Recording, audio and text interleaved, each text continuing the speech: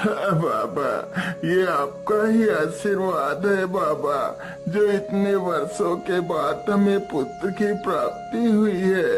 अब आप ही इसका नामकरण कीजिए बाबा। हाँ हाँ बेटा, क्यों नहीं। आप अपने पुत्र को मुझे दीजिए। साधु जैसे ही उस बच्चे को अपनी गोद में लेता है तो देखता है उसके दाहिने हाथ पर एक नीले रंग का चिन्ह बना हुआ है जो राजयोग को दर्शाता है। साधु उस बच्चे के ऊपर उस चिन्ह को देखकर हैरान रह जाता है। क्या बात है बाबा, आप इतना परेशान क्यों लग रहे हैं?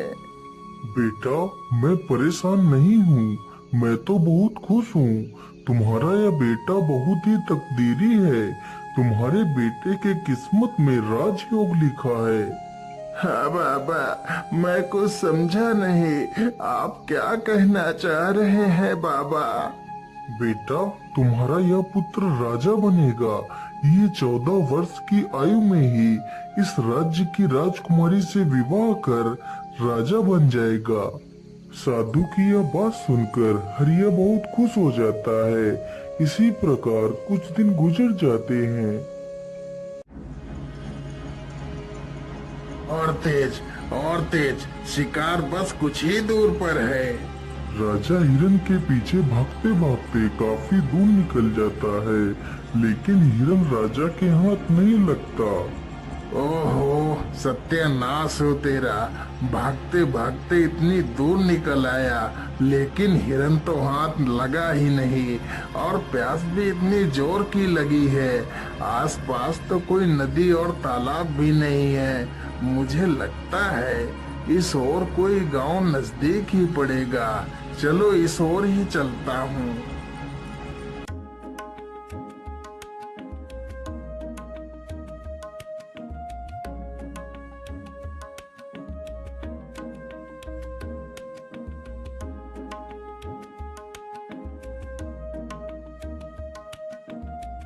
राजा चलते चलते उसी गांव में पहुंच जाता है जहां वह बच्चा पैदा हुआ था जिसका विवाह राजकुमारी से होना था। अरे बाबा, सुनिए जरा, मुझे बहुत जोर की प्यास लगी है। कृपा कर आप मुझे थोड़ा सा पानी पिला दीजिए। हाँ हाँ बेटा, क्यों नहीं, तुम यहीं रुको, मैं अभी तुम्हारे लिए पानी लेकर आता हूँ। वो बूढ़ा व्यक्ति अंदर जाता है और राजा को पानी का घड़ा लाकर दे देता है। फिर वह राजा पानी पी लेता है।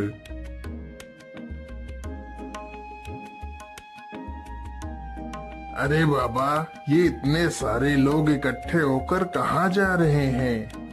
अरे बेटा, ये सारे लोग हरिया के घर जा रहे हैं। उसके घर एक बहुत ही तकदीरी पुत्र पैदा हुआ है। उसकी भविष्यवाणी साधु बाबा ने की है। लेकिन बाबा, उस साधु ने ऐसी क्या भविष्यवाणी की है जो ये सारे लोग उसके पुत्र को देखने के लिए जा रहे हैं? बेटा, साधु बाबा ने बताया था कि जब हरिया का बेटा 14 वर्ष का हो जाएगा तो उसका विवाह इस राज्य के राजा की पुत्री के साथ होगा और उसका पुत्र इस राज्य का राजा बनेगा। उस बूढ़े व्यक्ति की यह बात सुनकर राजा को बहुत गुस्सा आया कि आखिर एक किसान का बेटा उसकी पुत्री से विवाह कैसे कर सकता है। अरे नहीं नहीं, मैं ऐसा किसी भी हालत में नहीं होने दे सकता। मुझे कुछ ना कुछ तो करना ही होगा।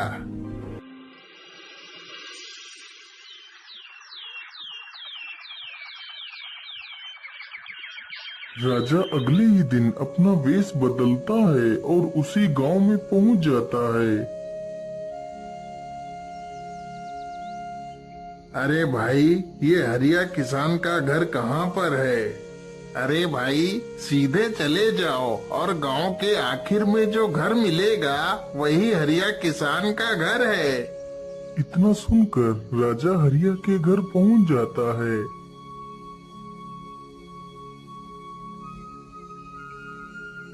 अरे ओ हरिया भाई, जरा घर से बाहर आओ, मैं तुमसे मिलने आया हूँ। हाँ भाई, बोलिए आप कौन है और आप हमसे क्यों मिलना चाहते हैं? हरिया भाई, मैं सेठ करोड़ी मल हूँ। मैं हरिपुरा गांव में रहता हूँ। मैंने सुना है आपका पुत्र बहुत किस्मत वाला है, उसके किस्मत में राजयोग है। हाँ सेठ जी, आपने बिल्कुल ठीक ही सुना है। हरिया भाई, मैं तुमसे कुछ कहना चाहता हूँ। हाँ हाँ, बोलिए बोलिए सेठ जी, आप हमसे क्या कहना चाहते हैं? अरे भाई, आप अपना बच्चा मुझे दे दो, मैं इसके बदले तुम्हें ढेर सारा धन दूंगा। तुम्हारे बच्चे का पालन पोषण मैं करूंगा। लेकिन सेठ जी, मैं अपना बच्चा आपको नहीं दे सकती। अरे हरिया भाई, जरा सोच लो, मैं इसे यहाँ लेने आया हूँ। इसमें ईश्वर की ही मर्जी है कि आपके बच्चे का पालन पोषण एक अच्छी जगह पर हो। तुम सोचो, तुम एक मामूली से किसान हो, तुम इसका पालन पोषण ठीक ढंग से नहीं कर सकते। हाँ हाँ भाग्यवान, सेठ जी एकदम ठीक कहते हैं। हम इस बच्चे का पालन पोषण नहीं कर सकते। हो सकता है इसमें ईश्वर की ही मर्जी हो कि इसका पालन पोषण एक अच्छी जगह हो। ठीक है सेठ जी, मैं अपना बच्चा आपको दे दूंगी, लेकिन जब मेरा बच्चा 14 वर्ष का हो जाएगा तो तुम मेरे बच्चे को वापस कर देना। हाँ हाँ ठीक है, 14 वर्ष के बाद मैं तुम्हारा बच्चा तुम्हें वापस कर दूंगा। इतना कहकर वह राजा बच्चे को ले लेता है और वहाँ से चला जाता है।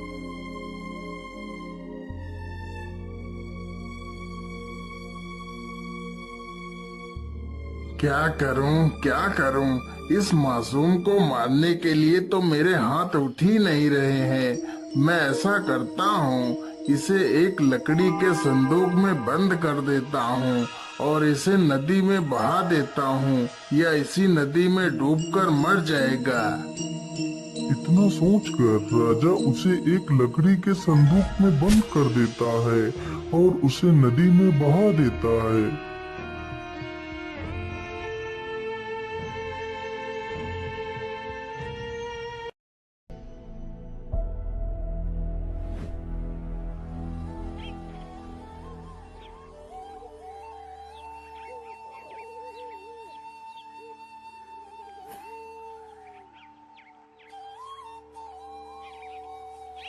ओम सूर्य देवाय नमः। ओम सूर्य देवाय नमः। सेठ हीरालाल सूर्य को जल अर्पित कर रहा था, तभी वह संदूक बहता हुआ उसके पैरों के पास आ जाता है। अरे, ये संदूक कैसा है? आखिर इस संदूक में क्या है? चलो इसे बाहर निकाल कर देखता हूँ।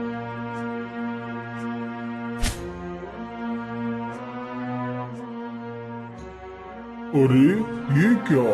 इसमें तो एक बच्चा है, लेकिन यह बच्चा तो कितना सुंदर है।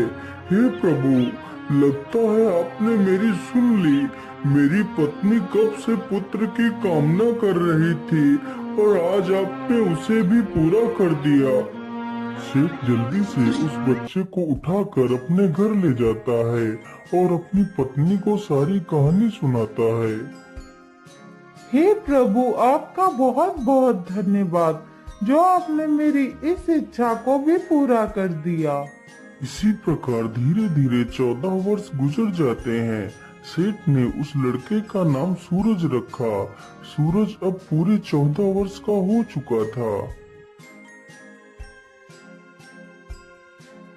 वाह सूरज वाह, तुम तो कितने बुद्धिमान हो। सूरज की प्रशंसा गुरुजी कर रहे थे, तभी वहाँ से वही राजा गुजरता है जो किसी दूसरे राज्य में किसी जरूरी कार्य के लिए जा रहा था। अरे, इतना सुंदर युवक मैंने आज तक नहीं देखा। आखिर यह किसका पुत्र है? वाह वाह, तुम तो वाकई में कितने बुद्धिमान हो। लेकिन तुम किसके पुत्र हो बेटा? मैं सेठ हीरालाल का पुत्र हूँ। अच्छा अच्छा, ठीक है बेटा, जाओ जाओ, तुम अपना काम करो। इतना पूछकर राजा सेठ हरिदयाल के घर जाता है।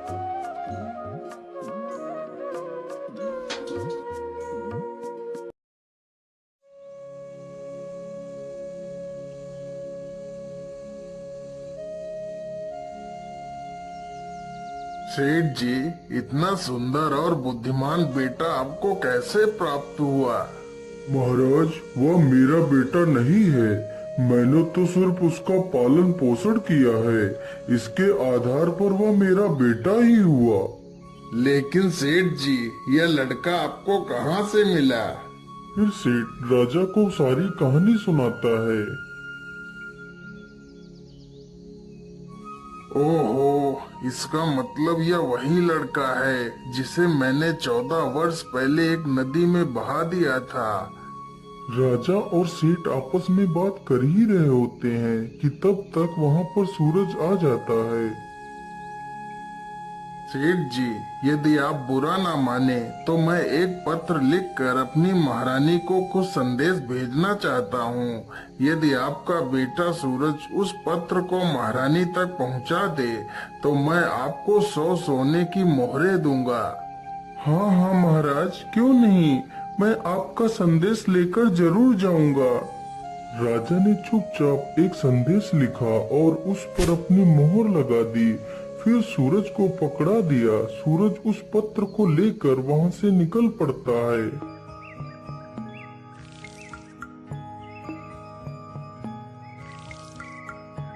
सूरज चलते चलते एक घने जंगल से गुजरता है तो वह अपना रास्ता भटक जाता है। अरे ये क्या, मैं चलते चलते इतना थक गया हूँ, लेकिन यह जंगल तो खत्म होने का नाम ही नहीं ले रहा है। कहीं मैं रास्ता तो नहीं भटक गया? अब तो जल्दी ही शाम भी होने वाली है। क्या करूं, किधर जाऊं? फिर सूरज आगे बढ़ता है। उसे चलते चलते जंगल में रात हो जाती है।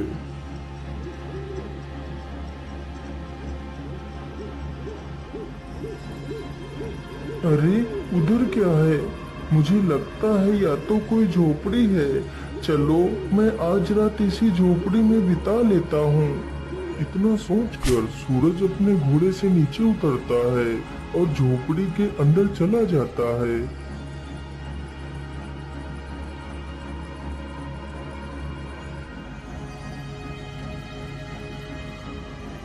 अरे अरे, कौन हो तुम और तुम अंदर कहाँ घुसते चले आ रहे हो?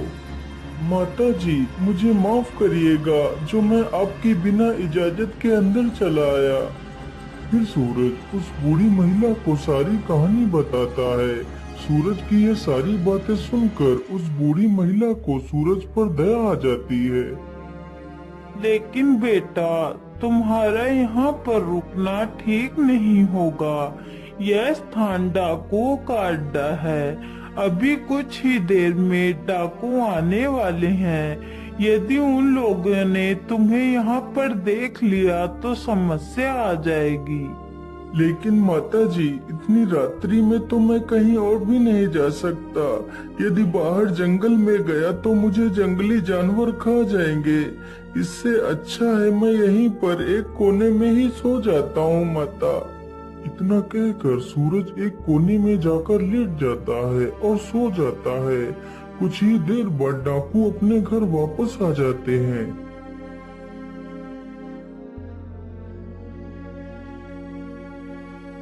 अरे, यह कौन है जो इतना निडर होकर हमारे घर में सो रहा है? सरदार, यह सूरज है। बड़ा ही नेक दिल बच्चा है। फिर वह बूढ़ी महिला सारी कहानी उन डाकुओं को सुनाती है। उस डाकू ने जब यह बात सुनी तो उसे राजा की करतूतों पर संदेह हुआ। आखिर ऐसा क्या लिखा है इस संदेश में राजा ने? मुझे इस संदेश को खोलकर देखना ही होगा।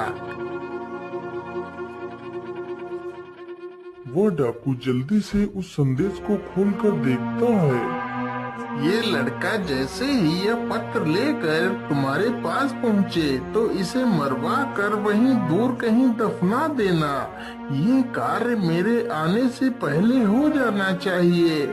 अरे राम राम राम, यह राजा तो कितना दुष्ट है, जिसके द्वारा चिट्ठी भिजवा रहा है उसी को मरवाने का आदेश भी दे रहा है।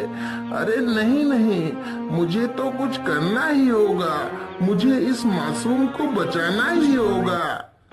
इतना कहकर वह डाकू एक दूसरी चिट्ठी लिखकर उसकी चिट्ठी से बदल देता है। सुबह होने से पहले वह सारे डाकू वहां से चले जाते हैं।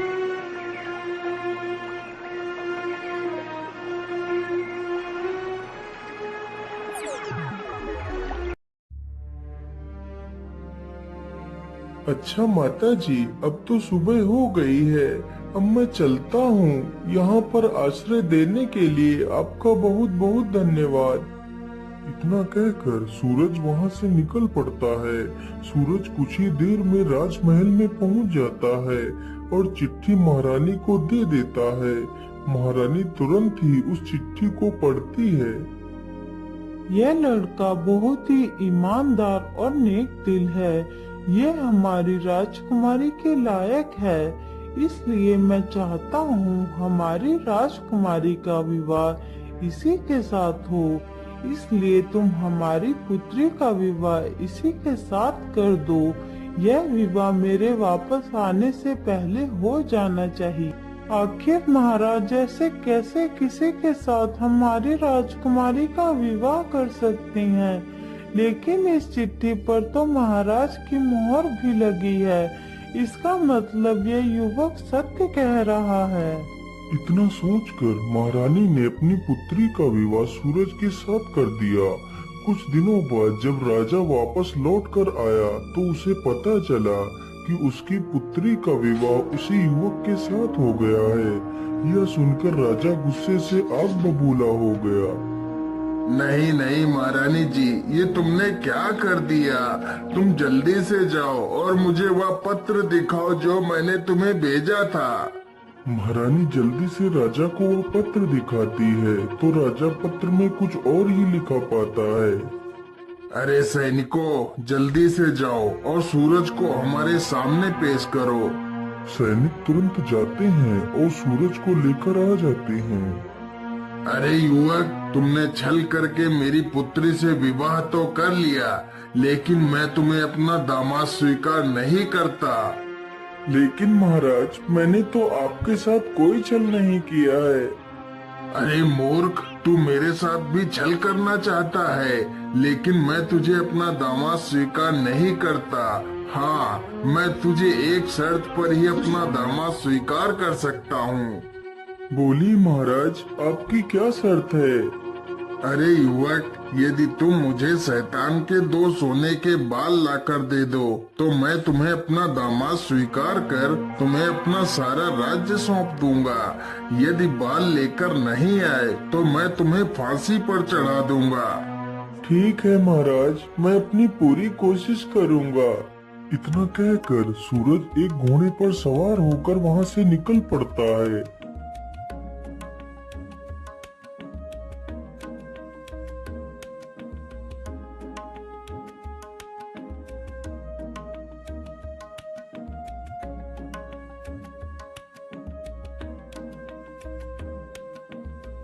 वह चलते चलते एक दूसरे राज्य में पहुंचता है तो उसे वहीं पर रात हो जाती है।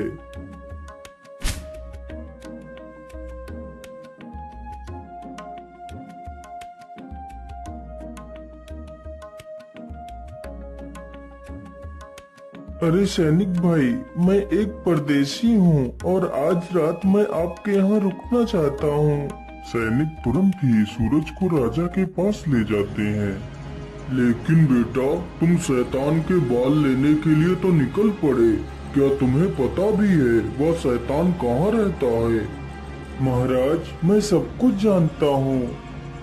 अच्छा, यदि तुम सब कुछ जानते हो तो क्या तुम यह भी जानते हो कि हमारे राज्य का सबसे बड़ा कुआं सूख क्यों गया, जबकि उसमें सबसे मीठा पानी निकलता था?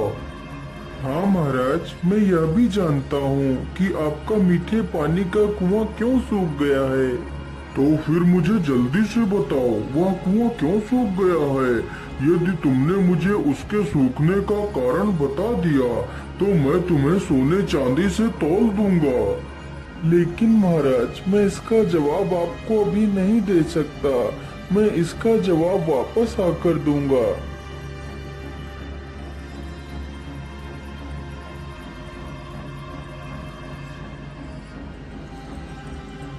अगली सुबह सूरज वहाँ से आगे के लिए निकल पड़ता है।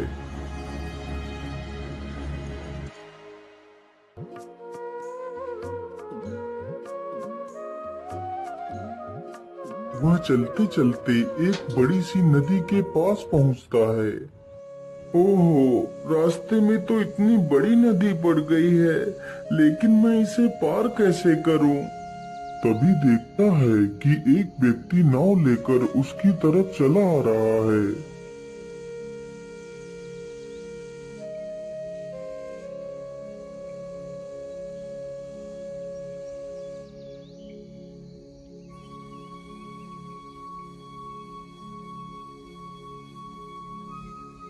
अरे भाई, कृपा कर आप मुझे नदी के उस पार छोड़ दीजिए। हाँ हाँ, क्यों नहीं, मैं आपको नदी के उस पार छोड़ दूंगा, लेकिन उससे पहले तुम्हें मेरे एक सवाल का जवाब देना होगा। ठीक है भैया, पूछिए, तुम क्या पूछना चाहते हो? मेरा सवाल ये है कि मुझे इस काम से स्वतंत्रता कब मिलेगी। अरे भाई, मैं तुम्हें वचन देता हूँ कि तुम्हारे इस सवाल का जवाब मैं जरूर दूंगा, लेकिन अभी नहीं। तुम्हें मेरे वापस आने तक इंतजार करना होगा। इतना सुनकर वह नाविक सूरज को नाव पर बिठा लेता है और उसे नदी पार करा देता है। वह जल्दी से नाव से नीचे उतरता है और वहां से चला जाता है।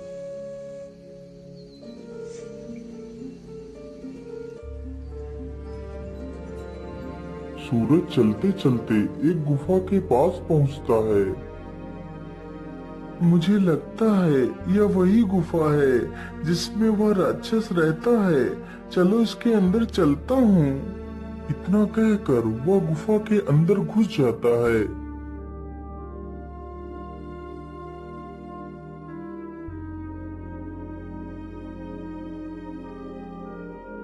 अरे, कौन हो तुम और तुम इस गुफा में क्या लेने आए हो?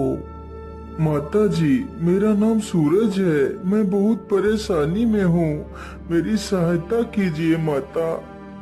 फिर वह अपनी सारी कहानी उस राक्षसनी से बताता है। वह राक्षसनी उस शैतान की माँ थी जिसके 2 सोने के बाल सूरज लेने के लिए उस गुफा में गया था। माता जी, यदि मैं 2 सोने के बाल लेकर नहीं गया तो राजा मुझे सूली पर चढ़ा देगा। उसकी ये सारी बातें सुनकर उस राक्षसी को उस पर दया आ जाती है। ठीक है बेटा, मैं तुम्हें उस शैतान के 2 बाल दे दूंगी। माता जी, यदि आप बुरा ना माने तो मैं आपसे 2 सवालों के जवाब जानना चाहता हूँ। ठीक है बेटा, पूछो, तुम मुझसे क्या पूछना चाहते हो? फिर सूरज वही दोनों सवाल पूछता है कि वह कुआं क्यों सूखा और उस नाविक को स्वतंत्रता कब मिलेगी। बेटा, इन सवालों के जवाब तो मैं भी नहीं दे सकती। इनके जवाब तुम्हें मेरा बेटा ही दे सकता है। तुम ऐसा करो, मैं तुम्हें एक चींटी बना देती हूँ और तुम यहीं कहीं पर छिप जाना। यदि मेरे बेटे ने तुम्हें देख लिया तो वह तुम्हें नुकसान भी पहुंचा सकता है। इतना कहकर वह बूढ़ी डायन उसे एक चींटी बना देती है। वह चींटी चुपचाप जाकर एक स्थान पर छिप जाती है। तभी कुछ ही देर में वह राक्षस भी आ जाता है।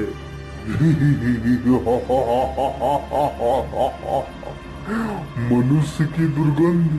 अरे, ये मनुष्य कहाँ है? कहाँ है वह मनुष्य? अरे बेटा, तुम किस मनुष्य की बात कर रहे हो? यहाँ पर तो कोई भी मनुष्य नहीं है। लेकिन माँ, मुझे तो यहाँ पर बहुत जोर जोर से किसी मनुष्य की दुर्गंध आ रही है। अरे बेटा, यहाँ पर कोई भी नहीं है। तुम मेरा विश्वास क्यों नहीं कर रहे हो? अच्छा ठीक है माँ, मैं आज बहुत थक गया हूँ। अब तो मैं सोने के लिए जा रहा हूँ। हाँ हाँ बेटा, थक तो आज मैं भी बहुत गई हूँ। चलो मैं भी थोड़ा सा सो लेती। इतना कहकर दोनों आराम करने लगते हैं। कुछ ही देर में राक्षस गहरी नींद में सो जाता है। मुझे लगता है अब ये गहरी नींद में सो गया है। अब यही अच्छा मौका है बाल उखाड़ने का। वह डायन जल्दी से शैतान का एक बाल उखाड़ लेती है। अरे माँ, ये तू क्या कर रही है? तू मेरे बाल क्यों उखाड़ रही है? अरे बेटा, मैं बहुत डर गई थी। मैंने बड़ा ही बुरा सपना देख लिया था। ओहो माँ, तूने ऐसा क्या सपना देख लिया जो तू इतना डर गई है? मैंने देखा कि उम्बल राज्य का एक कुआं, जिसमें कुछ साल पहले बहुत मीठा पानी निकलता था, अब वही कुआं पूरी तरह से सूख गया है। आखिर ऐसा कैसे हो सकता है? अरे माँ, तो इसमें इतना परेशान होने की क्या जरूरत है?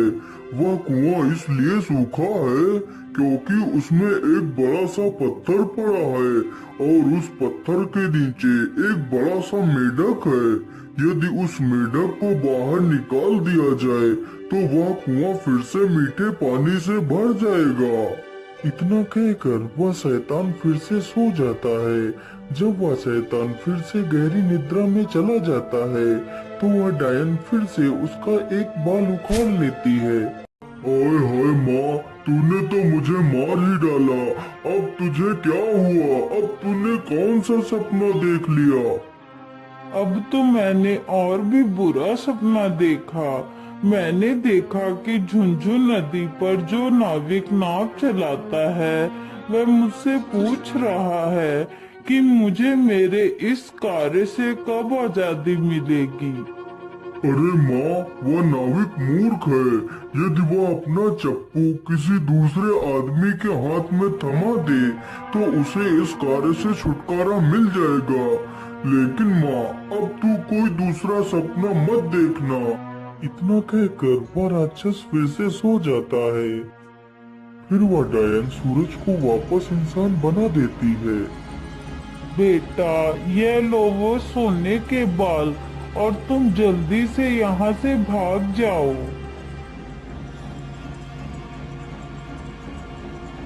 सूरज डायन का धन्यवाद करता है और वहाँ से चला जाता है। फिर वह उसी नाविक के पास पहुँचता है तो नाविक उसे नदी पार करा देता है। मेरे भाई, जिस दिन कोई व्यक्ति तुम्हारे इस चप्पू को खुद अपने हाथों में ले लेगा, उसी दिन तुम इस कार्य से स्वतंत्र हो जाओगे। इतना कहकर सूरज अपने घोड़े पर बैठता है और वहाँ से निकल पड़ता है।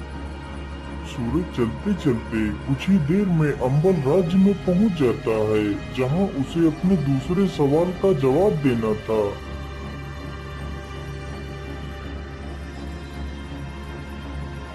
महाराज, आपका कुआं फिर से मीठे पानी से भर सकता है। तो फिर जल्दी बताओ युवक, हम अपने कुएं को कैसे ठीक कर सकते हैं?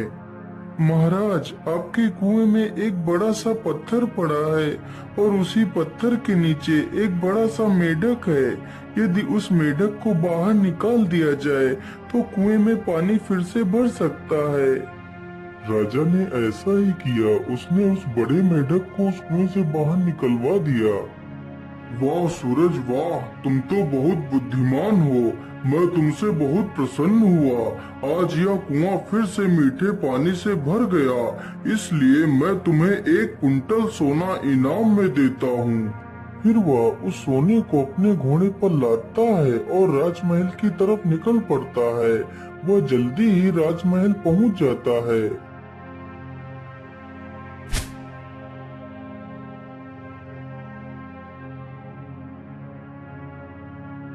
ये लीजिए महाराज, मैं आपके लिए शैतान के बाल लेकर आ गया हूँ। अच्छा अच्छा ठीक है, लेकिन तुम इन दोनों थैलों में क्या लेकर आए हो? महाराज, इसके अंदर सोना है। सूरज जल्दी से उन दोनों थैलों को राजा के सामने ही खोल देता है। इतना सारा सोना देखकर राजा हैरान हो जाता है। अरे इतना सारा सोना, लेकिन इतना सारा सोना तुम्हें कहाँ से मिला है?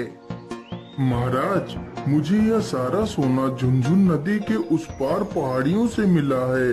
वहाँ पर बहुत सारा सोना पड़ा है। मैं जितना भी सोना वहाँ से ला सकता था उतना ही लेकर आया हूँ। अच्छा, तो क्या मैं भी वहाँ से सोना ला सकता हूँ? हाँ हाँ महाराज, क्यों नहीं। जब आप झुनझुन नदी के पास पहुँच जाना तो तुम्हें एक नाविक मिलेगा। तुम उस नाविक का चप्पू खुद लेकर नाव चलाना और नदी के उस पार निकल जाना, तभी वह सोना तुम्हें दिखाई देगा। यदि तुमने नाव स्वयं नहीं चलाई तो वह सोना तुम्हें कभी नहीं मिलेगा। इतना सुनते ही राजा के मन में लालच आ जाता है और वह तुरंत ही झुनझुन नदी पर पहुंच जाता है। अरे ओ नाविक, जल्दी से इधर आ, मुझे नदी के उस पार जाना है। इतना सुनते ही नाविक जल्दी से नाव को नदी के किनारे पर लाता है। राजा तुरंत ही उसका चप्पू खुद उठाकर नाव चलाने लगता है। तभी वह नाविक उस नाव पर से गायब हो जाता है और राजा उसी नाव का नाविक बनकर रह जाता है। उधर सूरज ही उस राज्य का राजा बन जाता है।